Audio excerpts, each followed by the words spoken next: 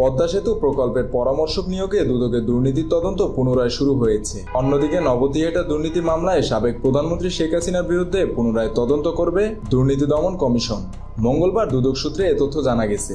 এর আগে 2002 সালের 27 মার্চ বিএনপি জামায়াত জোট সরকারের আমলে রাজধানীর তেজগাঁও থানায় তখনকার বিরোধী দলীয় নেতা শেখ হাসিনার বিরুদ্ধে 3টি মামলা করে বিলুপ্ত দুর্নীতি দমন ব্যুরো।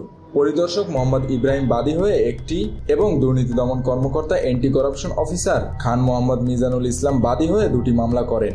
বঙ্গবন্ধু নবথিয়েটার প্রকল্প বিষয়ে জাতীয় অর্থনৈতিক পরিষদের কার্যনির্বাহী পরিষদের একনেক সিদ্ধান্তকে আমলে নিয়ে মামলাগুলো করা হয়। একনেকের সিদ্ধান্তগুলো ছিল প্রকল্পের পরামর্শের ব্যয় বৃদ্ধি, ভবন নির্মাণের ব্যয় বৃদ্ধি এবং কর্মকর্তা কর্মচারীদের ব্যয় বৃদ্ধি। 3টি মামলাতেই শেখ হাসিনাকে প্রধান আসামি করা হয়। এসব মামলায় আসামি করা হয় যথাক্রমে 7 জন, 8 জন এবং 12 জনকে।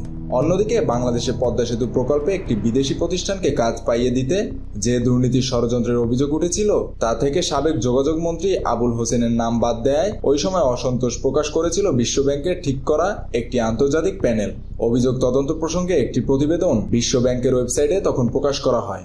এতে বলা হয়, বাংলাদেশের দুর্নীতি দমন কমিশন পদ্মা সেতুতে দুর্নীতি অভিযোগ নিয়ে যে তদন্ত করছিল তাতে সন্দেহভাজনের তালিকা থেকে আবুল হোসেনের নাম বাদ দেওয়ার কোনো আইনগত যুক্তি তারা দেখতে পায়নি। ওই প্রতিবেদনে দুর্নীতি দমন কমিশনের তদন্তে স্বচ্ছতা ও বস্তুনিষ্ঠতা নিয়েও প্রশ্ন তোলা হয়। মেহেদী হাসান বাপ্পি, খুলনা গেজেট।